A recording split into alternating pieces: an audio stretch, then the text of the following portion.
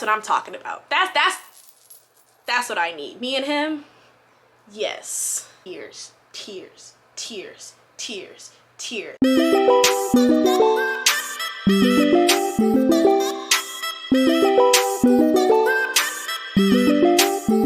Hey guys, welcome back to my channel. My name is Diavion, but you can call me Avi.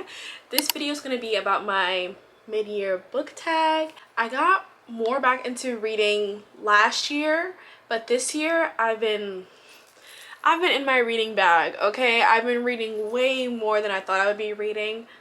Last year, when I was getting back into reading, I discovered Goodreads, which is how I keep up with all my reads and discover new books as well, and also connect with a lot of my friends.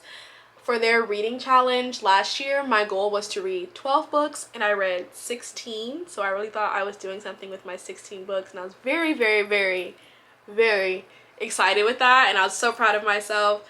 This year, my goal was 25 books, and we're at the end of June now, so we're halfway through the year. I've read 28 books. So, I've exceeded my expectations again, so I don't know what I will do for my goal next year or how much I will even finish with this year. But we're just going to go ahead and get through my mid-year book tag to talk about some of the books that I've read this year. My first one is going to be best book that I've read so far in 2024, which is going to be Empire of Storms. The emotional toll that book had on me was insane. I first read Sarah J. Maas's series of Court of Thorns and Roses. I started that series last year, finished it early this year, and that one was written when Sarah was a little bit older, so there's a difference in her writing style for sure. This one, I believe, when she first wrote what's the first one? Throne of Glass. So when she first wrote Throne of Glass, I think she was only like 16, which is insane. So by the time she wrote, I think over 11 years, and there's about 6 books. 1, 2, 3, 4, 5, 6, 7, 8. There's 8 books, and I think she wrote it over the span of 10 years. So she went from teenager to adult during that time. So, but that book there's plot building, there's different point of views from everybody else all coming together at once, and the ending shattered me. I was bawling. I've cried from books before, but it's been a while since I've had like a really good cry. Loved it. That book was just, it had everything that you could want. It had everything. The next one is how many books that I've read so far this year, which I already just said in the beginning. Oops. I've read 28 books. These last few months I've put up some really high numbers stats wise, so I'm actually very proud of myself. Also, while I'm studying, because I'm in grad school, so I've been studying as well as reading, and it's been going pretty well, so I'm actually pretty proud of myself.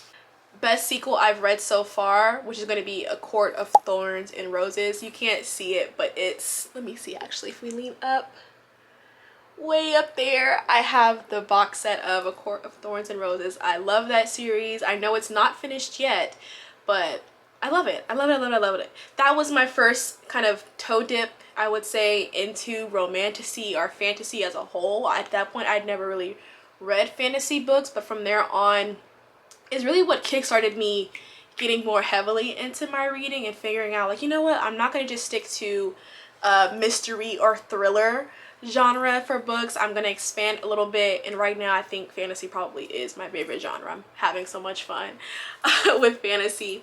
Best sequel I've read so far would be also Fourth Wing.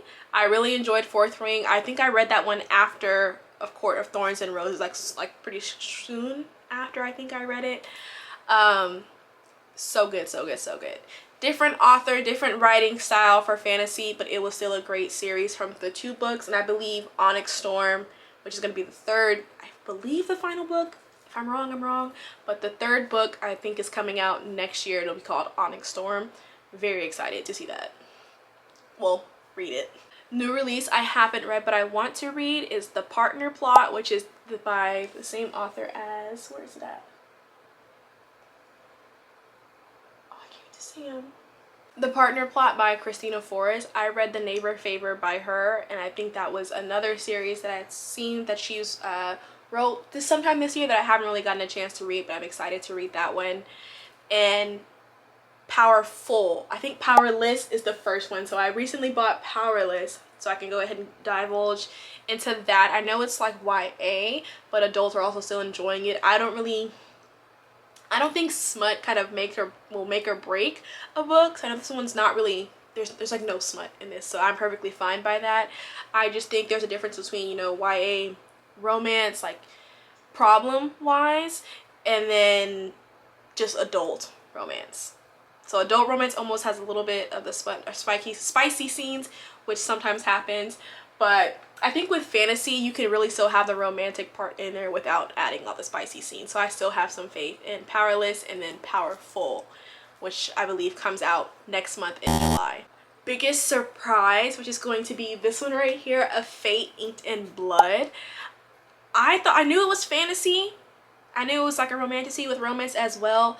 I didn't realize it was Vikings with magic. So imagine Vikings. If you've watched the show Vikings, and if you read fantasy books, they had a child and made A Fate Inked in Blood. It caught me off guard. I was enjoying that book from start to finish. I found myself, I was cooking and I was like, oh, I need to go ahead and finish watching A Fate Inked in Blood. And then I was like, wait, I'm not watching it, I'm reading it. But while I've been reading it, it's been feeling like I'm literally watching a movie happen in my head. So in my head, I've been watching A Fate Inked in Blood instead of reading it. That's how good it was. The plot twist threw me for a loop. I was trying to connect the dots. It was almost like a mystery. I was connecting the dots with them to figure out what was going on, who did what, who betrayed who was the spy. A whole lot, okay? But great series. Well, not series. It's going to be a series. I think this is the first book and it came out this year, so I hate that I discovered it so early. But it was a great book, and that was my first time reading a book by that author.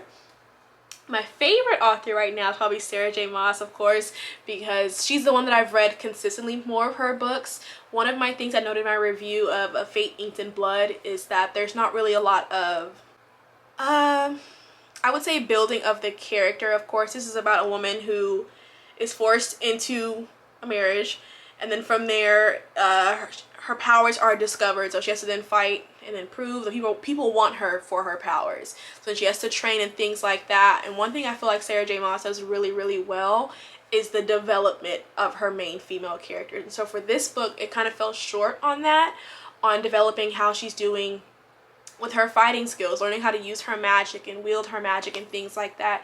It's not really shown as much, but Sarah J Maas, I realized she had me spoiled with how the main female character's magic or skills develop. And so I really enjoy that. I'm excited to read her other series that I haven't yet, which is, it's down here somewhere, her Crescent City series. It was Fictional Crust.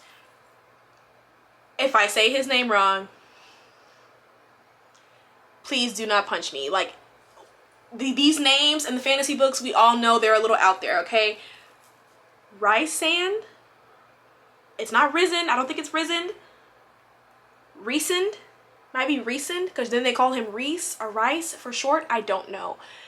But that is my fictional crush, okay? That man will melt the earth for his lover, okay? Do you hear me? He will kill whoever needs to be killed. He will do whatever he needs to do for her. He doesn't hold her back. He does not keep Feyrev? I don't know how to pronounce her name. We'll say his wife. He does not keep her just on the back burner like you know who tried to do, if you know who I'm talking about. He doesn't just keep her in the shadows in the corner and let her rot. He wants to elevate her. He wants her to be his equal. That's what I'm talking about. That's what I need. Me and him, yes. Book that made you cry? Empire of Storms. Already said it, but the last, I'm gonna say 100 pages, tears, tears, tears, tears, tears. Normally it's the last 50 pages for Sarah where she likes to kind of shake things up, but that last 100 for me, I do not want to experience emotions that I felt like that. Because actually, was it Mist and Fury that had me crying like that? A Court of Mist and Fury? Where you know who kind of, and then he came and you know what I'm talking about? You know what I'm talking about. That had me crying, but I read that last year. So I think Empire Storms, I hope it's the only book that has me bawling like that, because I don't want to cry like that anymore. That was terrible. I could not breathe. it was a lot.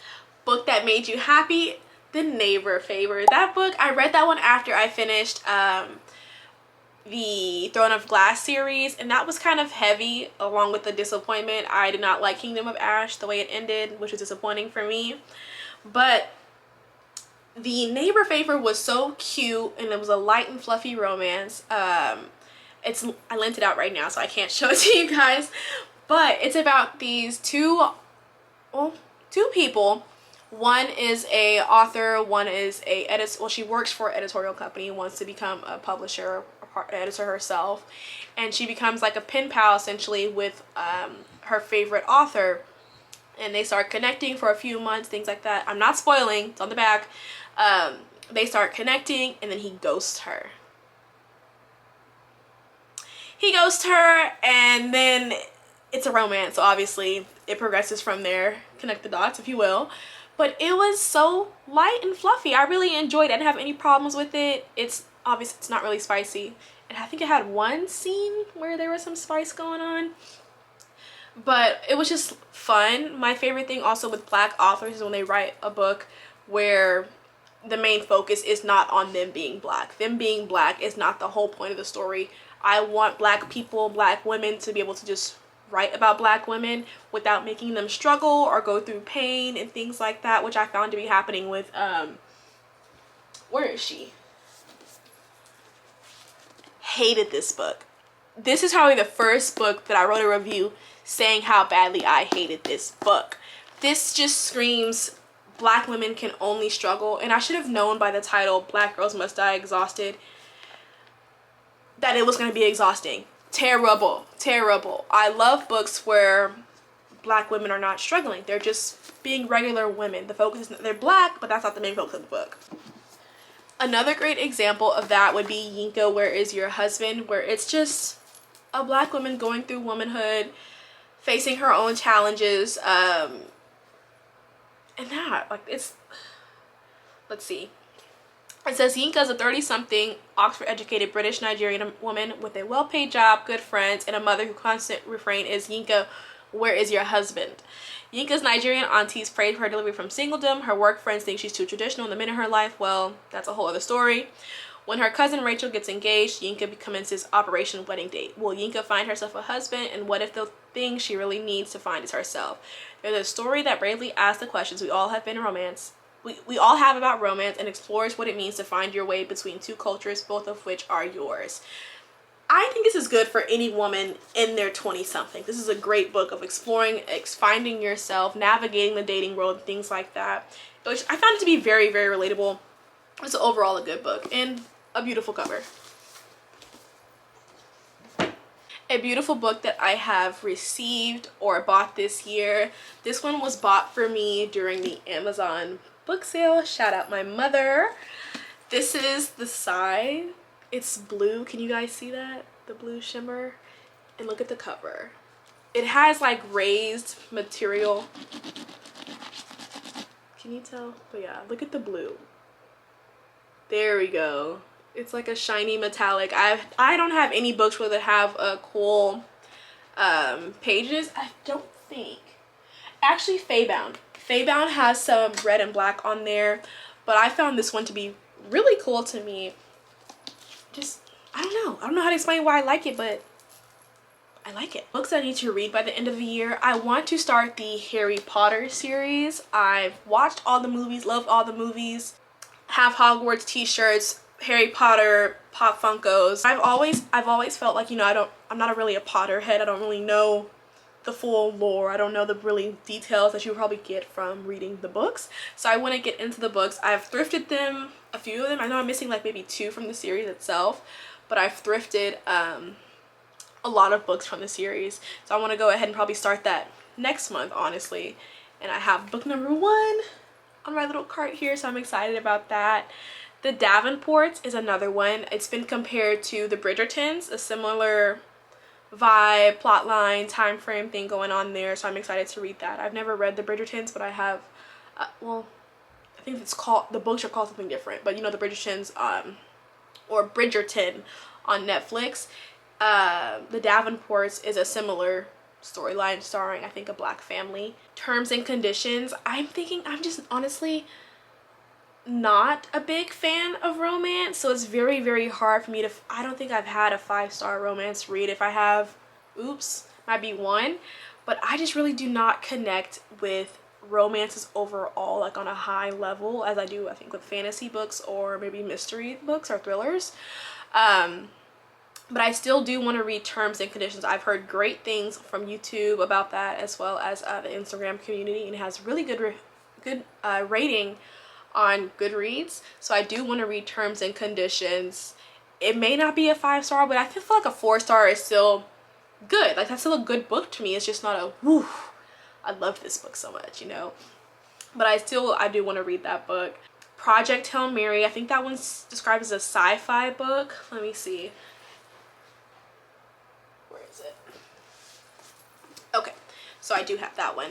Project Hail Mary, a sole survivor on a desperate last chance mission, and if he fails, humanity and Earth itself will perish.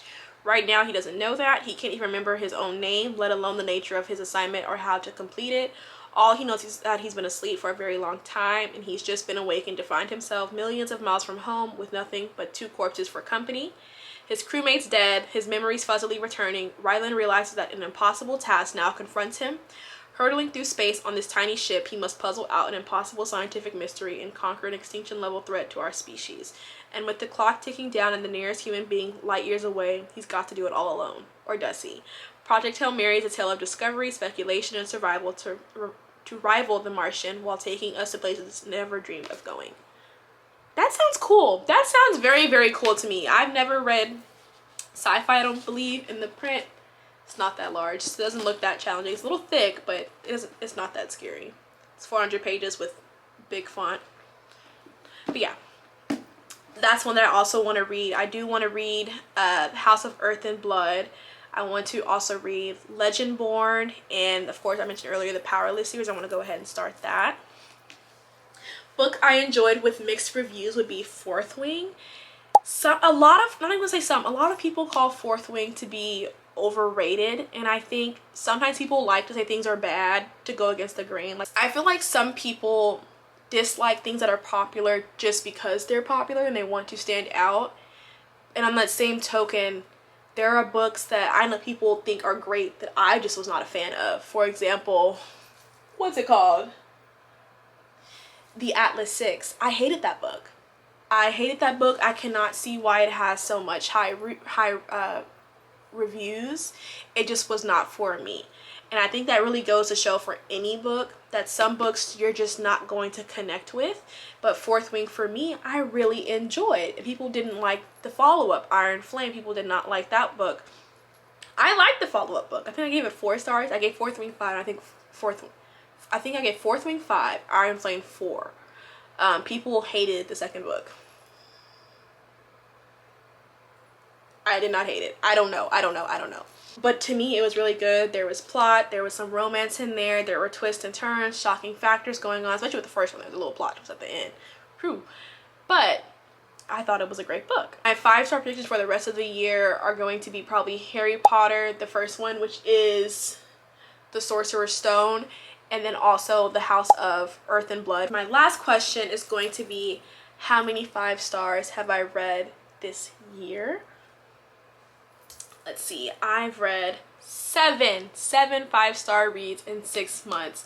I will also say that before I say my 5 stars, as I read more books, I discover what really a great book looks like. So I feel like in the past, some books that I rated 5 stars probably weren't a 5-star read. I just really liked it at the time, but as I'm reading more, I'm discovering, what the components are for a really good book.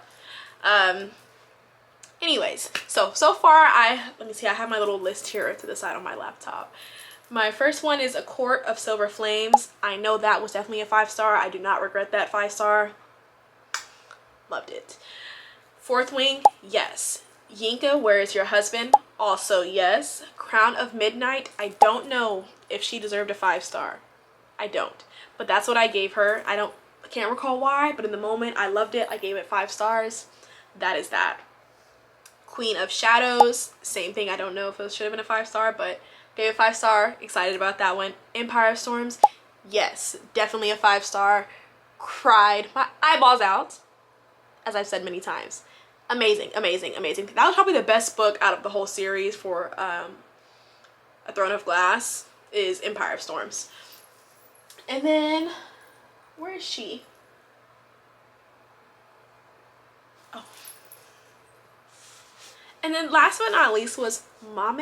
I think that's how you pronounce it. It's Twi. The language is Twi from Ghana. In Ghana they speak Twi. But it's called Mame. 5-star read.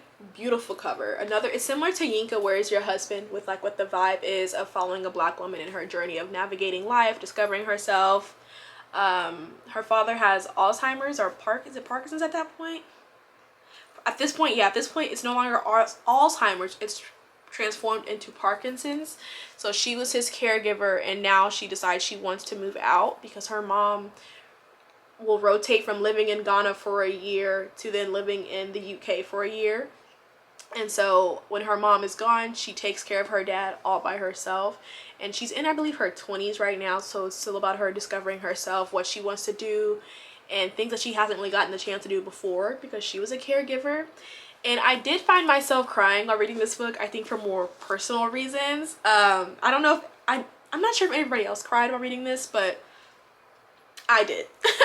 So I really did enjoy this book. I had to take a break from it a few times because I kept getting overwhelmed with emotions while reading this book. But I loved it. I definitely loved it. And I believe this author's first, like her debut novel. So Jessica George, I believe it's her debut. Let me see. I'm pretty sure it is. But anyways, so that is my mid-year reading wrap up. I hope you guys enjoyed this video. Hopefully I'll be making more reading content. I do have a reading book page, which is called Avi's Pink Library on Instagram. I am pretty active on there. I've been also studying, so I was not active these last 2 weeks while I've been studying for exams. But I do enjoy that book page. It's like my new baby. I've taken it more seriously in the last 2 months or so. I think it's been 2 months since I've been on my book page. And it's really fun. And so I already had the YouTube channels. Like I haven't been on YouTube in months, like 7 months or so. So hopefully I'm going to get back into all of that. But if you do like book content and all things book, go ahead and follow my book page. But of course, my main account is also in my bio. Bye!